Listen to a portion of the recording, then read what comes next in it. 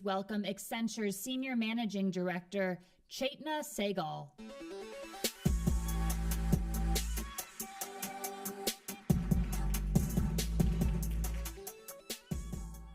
Wonderful to see everyone here. Welcome.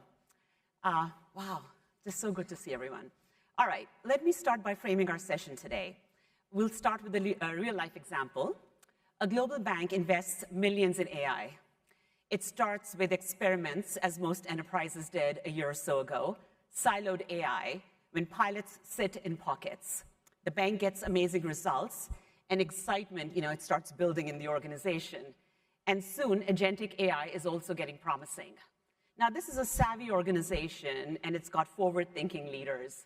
Therefore, they want to go from siloed AI to systemic AI, which is that nirvana. Composite agents orchestrate work end-to-end, decisions accelerate, and value compounds continuously.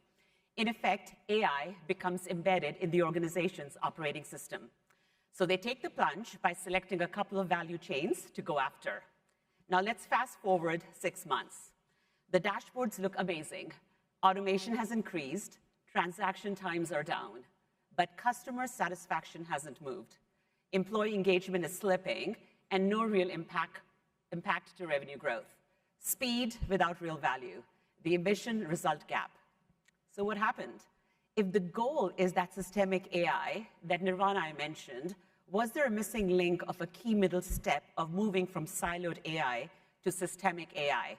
That critical bridge where data, platforms, workflows, human-agent interplay, and governance are rebuilt to carry intelligence across the enterprise, also known as structural AI. Was that not comprehensively addressed, maybe only partially addressed? Plus, was there a missing human-machine angle?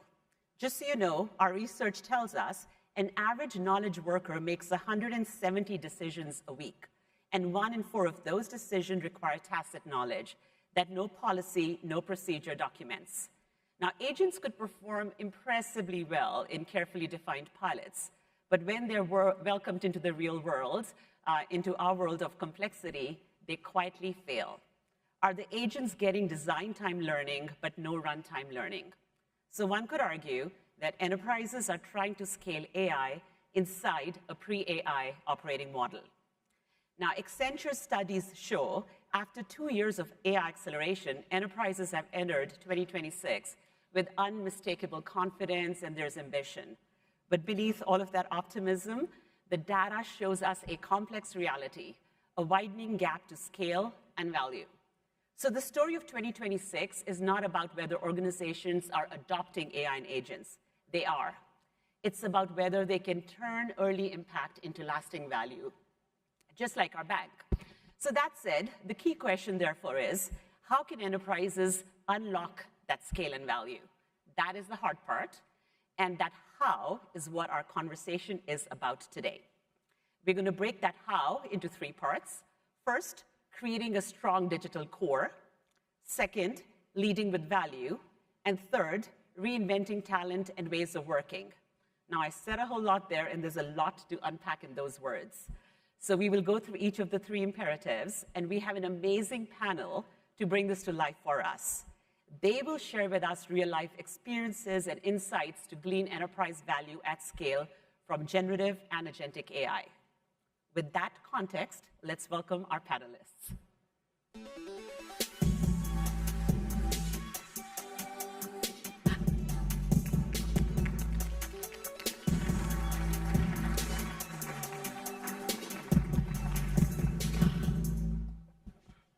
Welcome. Thank So you. excited to have the 3 of you here. Thank you. So we are going to start with introductions. Why don't we start with you first, Rajendra Prasad, also known as RP. Hi, I'm RP. I lead the technology globally for Accenture. I'm Laura Rinehart. I'm the CDAO of Cisco, which is Cisco is the largest food distribution company for food away from home. Welcome. Not the Cisco technology. Hello everyone, I'm Dennis from FairPrice Group, coming from Singapore. So we are the largest grocery retailer in Singapore as well as a food solutions partner. And we also run a digital bank, Trust Bank, that is operating in Singapore as well. Great. So good to have all of you here. RP, I'm going to start with you. Okay. So our first imperative, let me just define that for our audience first. We said basically creating a strong digital core. What does that mean? We understand that AI is meaningful only when it's got a strong foundation. That could be in the area of data. It could be around the architecture. It could be around semantic consistency, security, responsible use, the right cloud foundation. So a lot of things, right? RP, you have tons of experiences with our clients. So tell us your perspective on digital core and what does that mean in real life? I think all of the things that you said. If you start fundamentally, I always used to say, data is the, AI is the UI of data. Let me say that again. Data is the fundamental aspect of AI. But today's world, starting from your core technology stack in the enterprise, be it your SaaS systems, be it your cloud infrastructure, everything is very critical. If you take your foundational infrastructure, if you heard all the keynote presentations today, one of the key aspects is AI infrastructure. What does AI infrastructure consist of? Your infrastructure, the foundational infrastructure that is like network, cable, all of that is one aspect of it. But do you have infrastructure that talks about training you for data? Your inference infrastructure, your performance, what's the latency, how does the data flow? Understanding that foundational aspect of infrastructure is very critical. Then every enterprise you speak to, when I say AI is the UI of data, you have a lot of data sources. How many of you heard that I have, you talk to any enterprise leaders, he'll say, I have a lot of data, but I don't know what to do with it, right? AI makes it easier. Any technology that you take in Gemini AI stack, you can actually leverage that to kind of get your data, what I call the data supply chain, from the source to the consumption. When the data flows through, you have a seamless way of accepting the data and leveraging that for your AI. Then comes your models. And the model understanding, ability to kind of train your model and create what I call as vegan model, which is your enterprise specific model, or making sure that you have all of the data that is outside in the web. How do I make everything that is applicable, relevant in the context of your enterprise? Then comes your APIs, A2A, MCP, all of that, understanding that aspect. When you do all of this, finally, what is the most critical aspect of it? Your apps. And how do you transform your apps to agentic world? When you do this entire digital core of your enterprise, and when you understand this, starting from infrastructure to data, to the model, to the APIs and the A2A, to your apps, one thing is fundamental. It has to be secure, right? You do not want to get your digital core and your AI transformation miss the security aspect of it. So for me, to summarize what I just said, enterprise digital core goes with three things: secure data in AI applications that takes all your technology as the foundation. And that's critical to accomplish AI journey. That's perfect. That's perfect. I love the fact that you focused on data, because we have a great segue for you, Laura. As the Chief Data Officer, you focus a lot on data, and you guys are leading. So tell us about what you think is important in that area and what you have done at Cisco to lead from the front. Sure. Thank you, Chetna. So at Cisco, for us, really what's a strong digital core is a foundation that has a dual purpose, because AI and analytics fundamentally have different needs. So the first thing we did at Cisco is we acquired transactional data from our application systems in near real time. That transactional data in real time allows our agents to act in the moment when they're triggering decisions, when they're learning from outcomes, and when they're even creating feedback loops. Also, what's really important in this solution is having a good semantic and context layer. Semantic and context layer allows us to connect our actions to the business so that we have consistent and trusted actions that are being triggered. Second, we take that transactional data and then we create data for analytics. And the analytics allows us to measure the performance. It allows us to generate insights, and also allows us to use those feedback loops to connect it to the P&L. So this dual purpose architecture is really what allowed us at Cisco to move from actions to insights, and really took our analytics, our agentic workflows, from triggering and recommending to the business and actually working within our business. So that's really been our success at Cisco. That's wonderful. I have to say, when I'm thinking of digital core, you've approached it holistically. One of the things our research has shown us is 70% of technology budget goes into supporting legacy systems. And we see a lot of time enterprises take the outdated systems and they will put new tools on top. That gives you AI sprawl. It's like AI is your high-performance sports car, but you just gave it a mud road, maybe with some good patches of pavement there. So that kind of is critical. Dennis, I'm going to move to the next imperative and have you talk to us about that. The second imperative is leading with value. What does that really mean? And you heard that in the keynote this morning as well. The days of experimentation are hopefully in the past, right? You can have lots of proofs of concepts with no cohesive business case. So leading with value means choosing a strategic area in your enterprise that will bring value to you as a differentiator from your competition. And Dennis, by the way, thank you for coming all the way from Singapore. Fair price in retail, one of your key differentiators is customer loyalty. Tell us about fair price, tell us about what you've done in that area and how you've gotten value for the organization. Yeah, thank you. Hello, everyone again. So FairPrice is a 50-year-old company in Singapore. So we are born of a retail industry to solve the food shortages and then the high price inflation in the early 1970s, right? But fast forward until now, we are now, as I said, we are the biggest grocery retailer in Singapore, also food solutions partner, and as well as a digital bank provider in Singapore. So there's a few things that we're trying to do. So the why, the what, and the how. So why we exist? So we have a brand vision, which is every day make a little better. This is our core value, right? This is the value that we want to anchor on for everything that we do, right? How we do it is we want to basically provide the core essentials within the reach for the Singaporeans in the market itself. And this we do by regulating assortment, selections, and also price itself.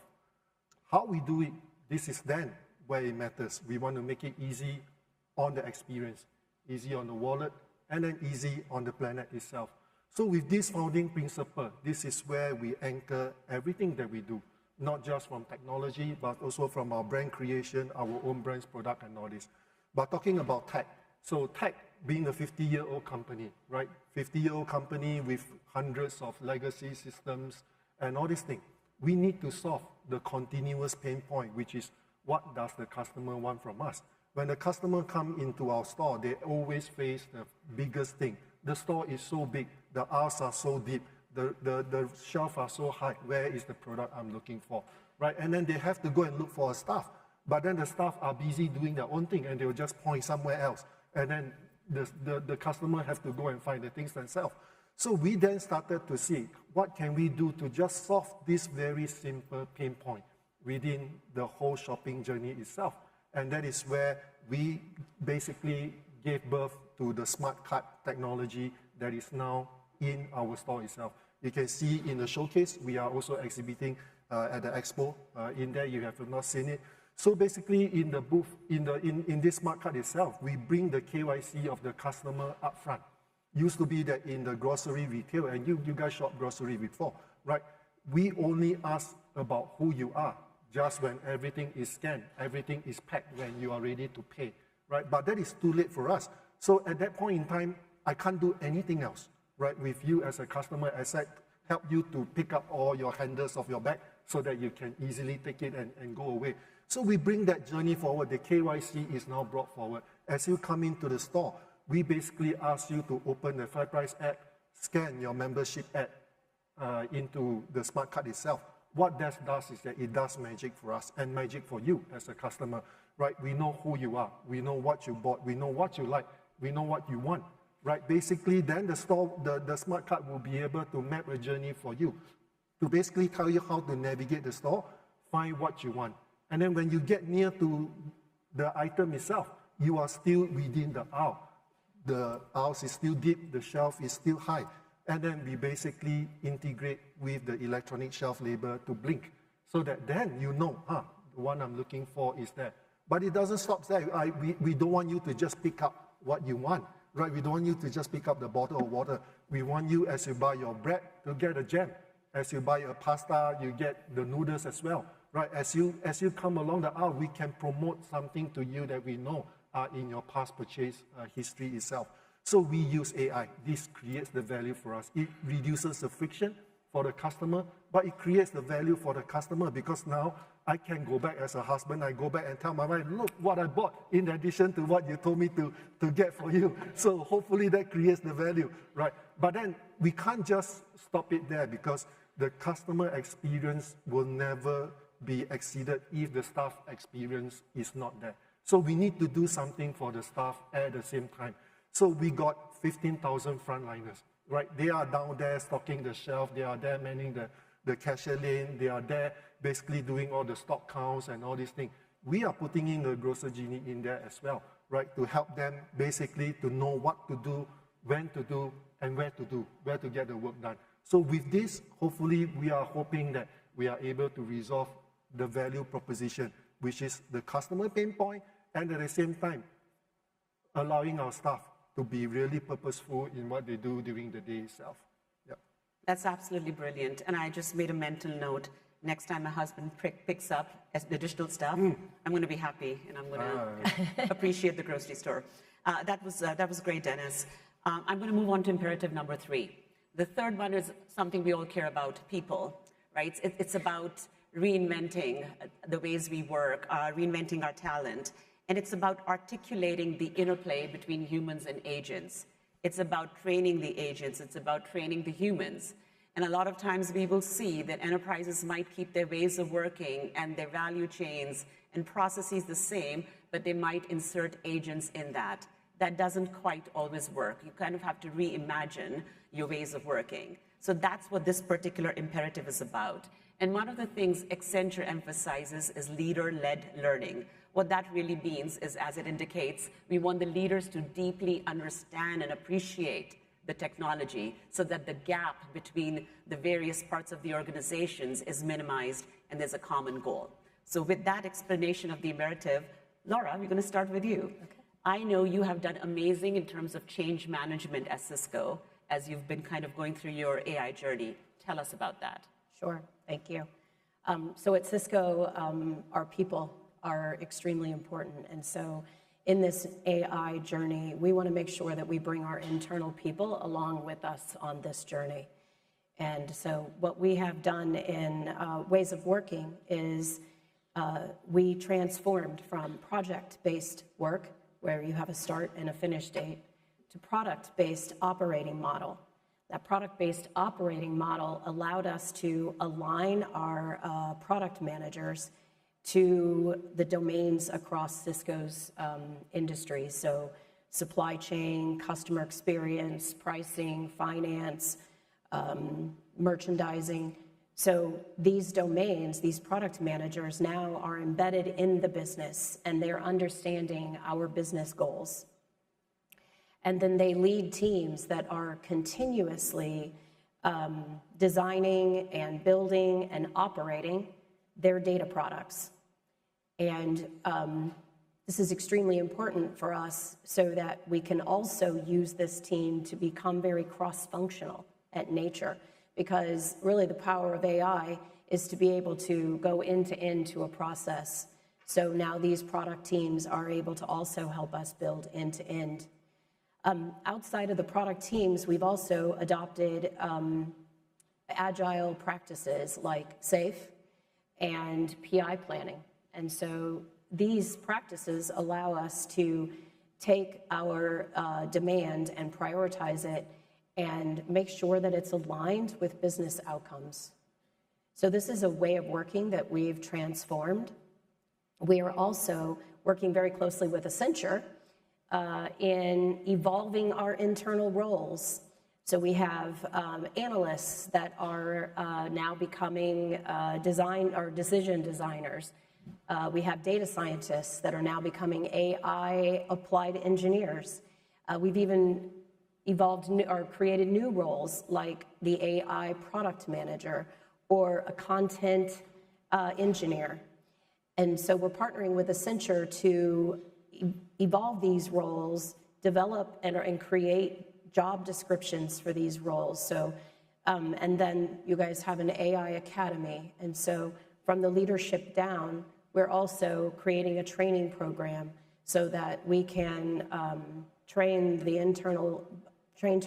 our internal people on these new roles, and with new expertise, new skill sets, because ultimately we believe that if our team understands that AI is here to eliminate low-value work, but also at the same time it empowers and elevates the work that you're doing as well, and you can tie that directly to the business value, I think that allows our teams to come along with us on the journey, but also allows us to adopt AI capabilities much faster.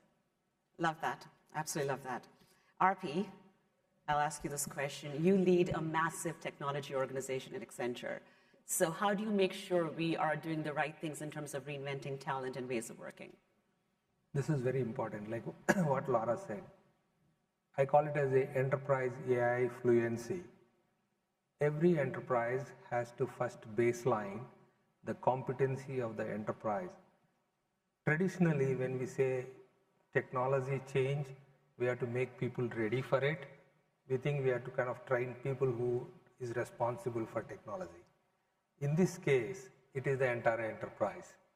It is the people who are responsible for technology. It is also the people who uses output of the technology developed by technologists. So this is a big change. It is enterprise AI fluency.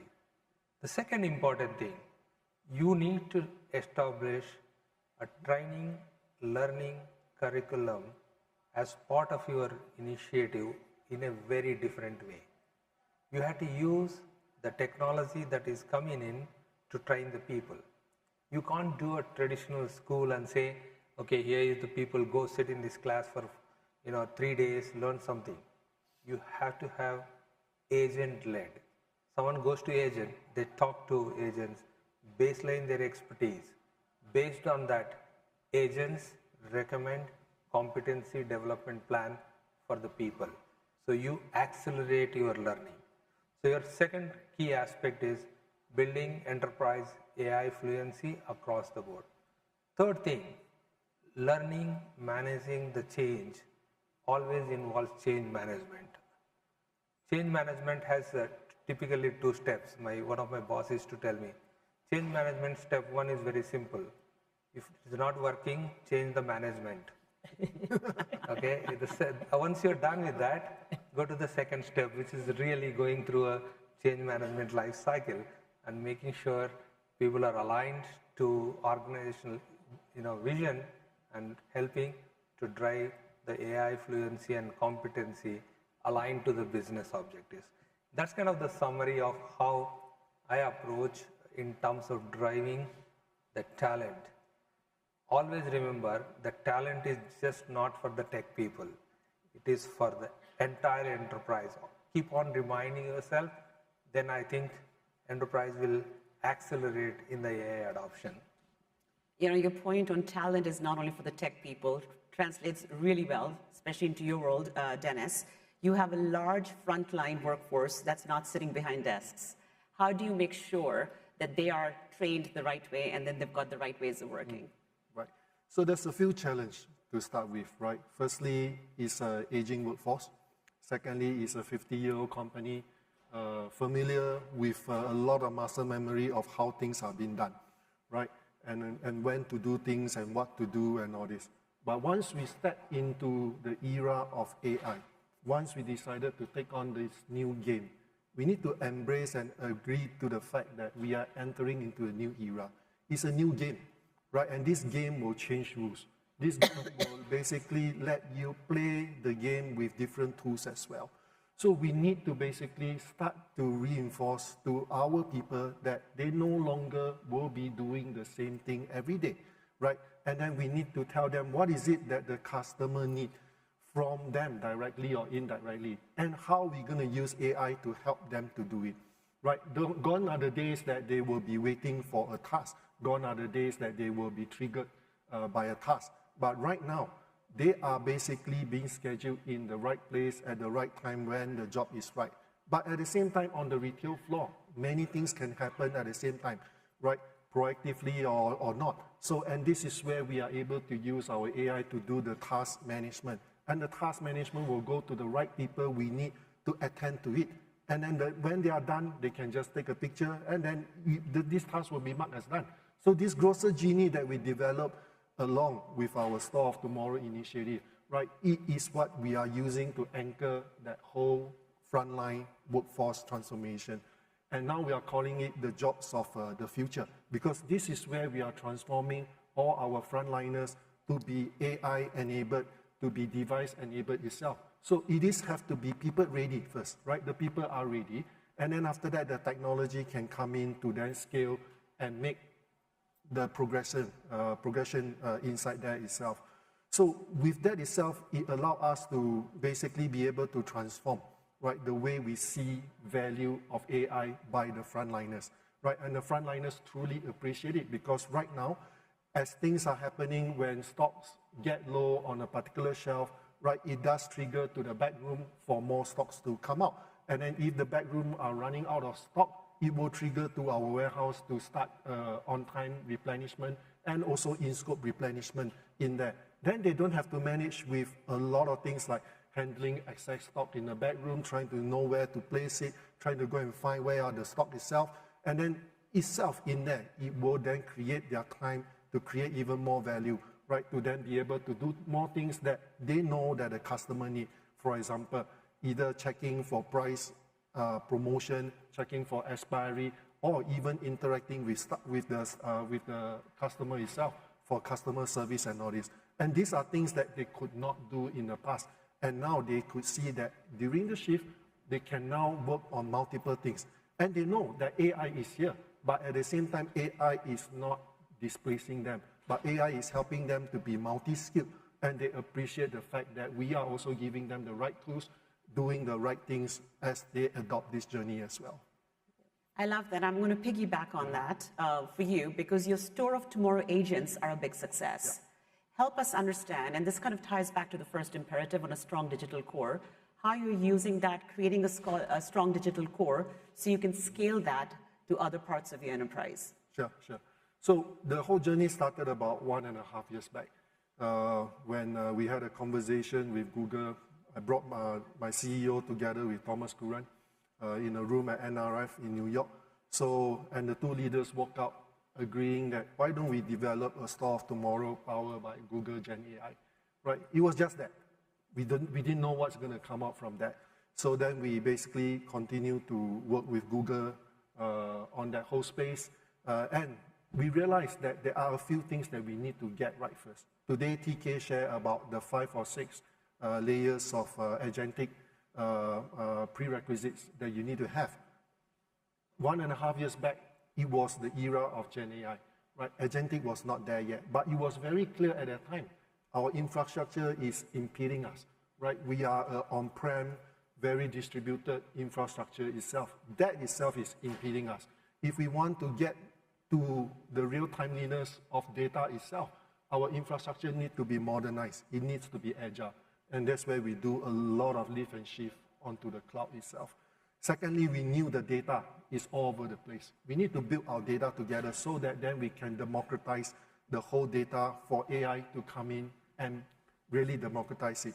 Thirdly, now, with these two in place, we need a strong concept. And that's where the store of tomorrow concept comes about. It comes from the pain point, a very simple pain point. Customer need to know where are the products and what is on promotion. The staff needs to know, right, what is needed from me to do at this point in time. And at the same time, they also want to know is how can I self-service things if they need to reply to a customer or service a customer itself. So with this very simple pain point, and these are very retail fundamentals itself. So with this very simple pain point, we basically go around and look for solution and using AI to harness the solution better itself. Right, bringing AI, bringing agentic in place allow us to basically bring a lot of autonomy, right? One can lead to another, and then the other can then drive the next outcome itself. And then right now, as we are speaking, right, we not only open a store of tomorrow store in Singapore, we have already scaled it up to 5 or 6 other stores, and by end of this year, all our stores will be enabled with smart card that allow you to do personalization, engagement, and then wayfinding, promotions, and even very similar self-checkout. All the frontliners are going to have their own devices powered with Gemini Enterprise Workspace that basically allow them to self-service on anything, but at the same time help them to run the day of the work itself.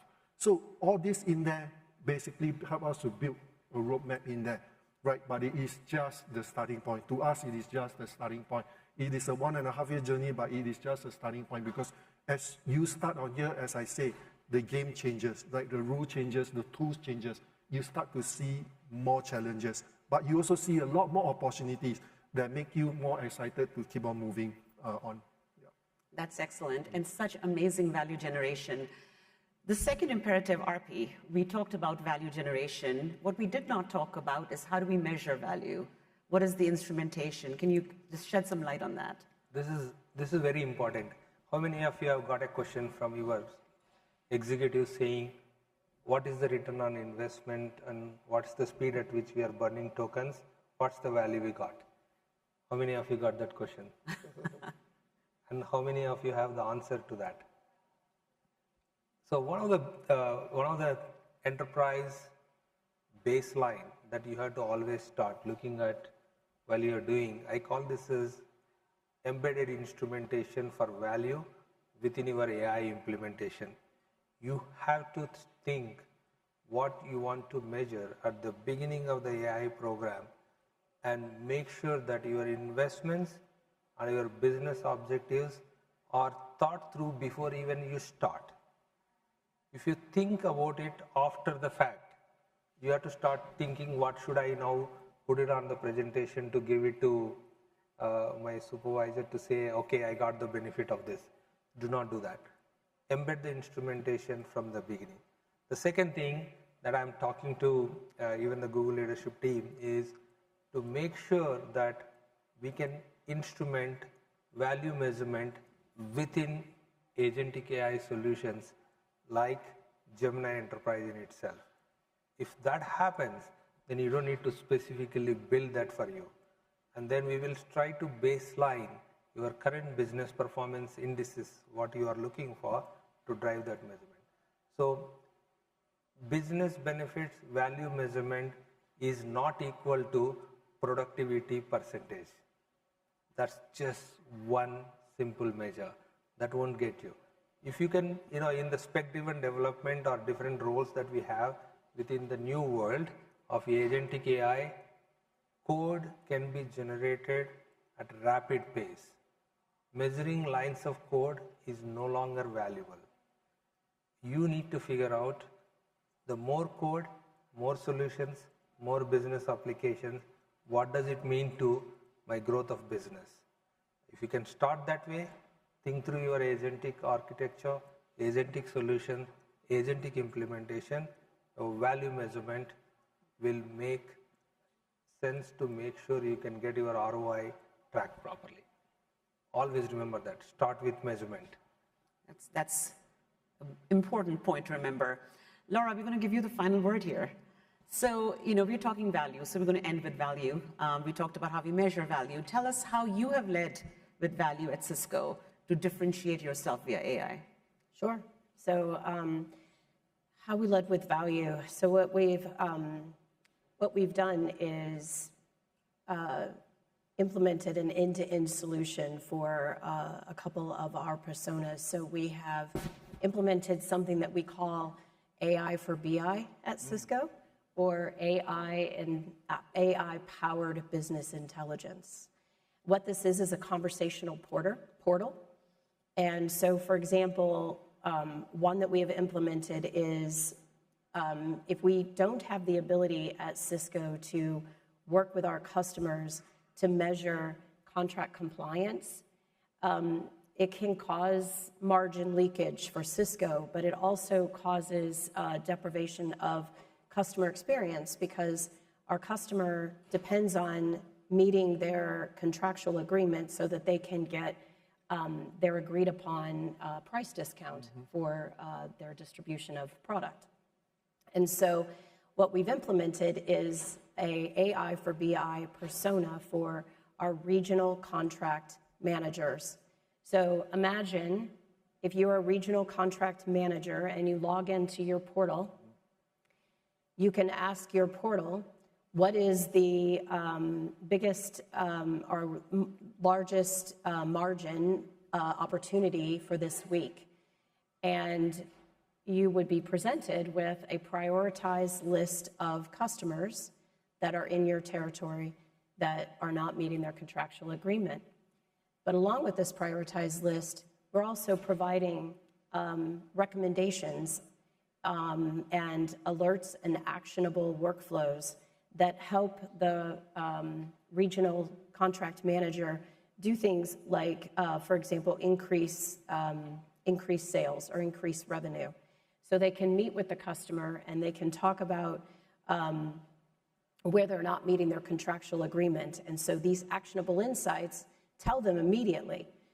In the past, they used to go through tons of Excel documents and digital contract information to try to come up with these gaps in the contract compliance. But now it will just say, talk to your customer about increasing poultry by this many cases this week so that they can meet their contractual agreement and meet their discount price range.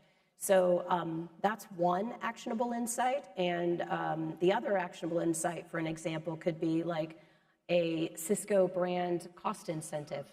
So we set up cost incentives for our customers to meet their contractual agreement, because sometimes when they start their contract, they don't immediately meet their contractual agreement. It's more of a vision of where a customer wants to go and where they want to be.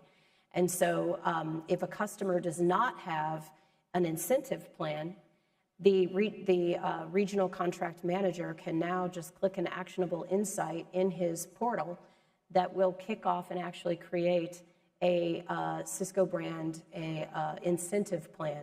It can also suggest what the tier of the incentive plan should look like so that they can communicate that plan to the customer. So these are ways that we are able to now add more value, not only to avoid margin leakage, but to also increase our customer experience. And so this is something that's been very important for the business. And now we have a roadmap for many other portals. It's excellent. What I love about this panel is you guys have such a rich experience from different vantage points. So that was brilliant. Before I go to my closing thoughts, I'm going to say thank you. I really appreciate you joining.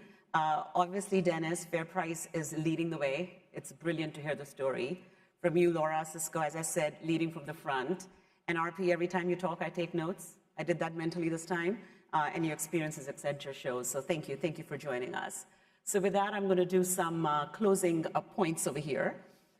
So I was recently in Australia, and I see some of our Australian friends in the audience here, and I visited the National Gallery of Victoria. There I saw an art exhibit on the surreal movement from the 1920s in Europe. So what was this movement? Well, basically, there was a lot of carnage from war, and people lost trust and faith in the conscious mind. They wanted to more focus on the power of the unconscious. So basically, the surrealist dream, as it was called, was the automated self that could produce value without conscious toil, kind of like agents. But what's interesting is, following the surreal explosion, there was a movement called return to order. It was this desire people had to take this radical thinking and ground it into reality so they could decrease the chaos and they could get value. And to me, this is such a fascinating mirror of our current agentic AI era. You know, a move out of our surreal from the last few years, right? The experimental chatbots, to now a full-on agentic workforce that's explainable, auditable, truly integrated into an enterprise, and really to bring that true value, the systemic AI. And you heard from our amazing panelists how enterprises can bridge that, into that scale and value. They can do through creating a strong digital core. We talked about data. We talked about the right architectures, leading with value, going after strategic differentiators, and really reinventing our ways of working. So return to order literally pulled the 20th century thinking from art and art from potential chaos into this epitome of commercial and social influence. That was hard, and so is this. But the irrefutable fact, as we heard from our panelists today, enterprises can really make themselves and the 21st century the epitome of true reinvention by intentionally investing in conditions that allow the power of AI to be harnessed. And that will be our version of return to order. Thank you so much for joining us today. Thank you. Thank you to the panelists.